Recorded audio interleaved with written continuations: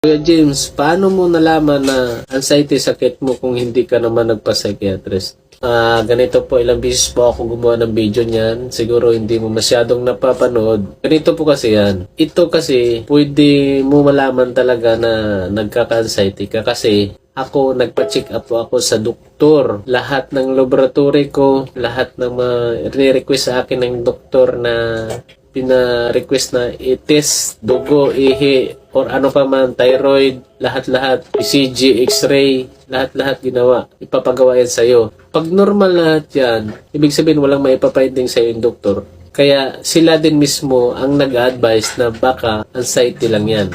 Baka nervyos lang yan. Ganun po yun. Nalaman ko na nervyos lang talaga sa akin. At saka, obserbahan mo rin sarili mo. Kung sa sobrang hirap ng nararamdaman mo sa loob ng, kagaya sa akin, sa loob ng isang taon, kalahati or magdadalawang taon, yung pinaka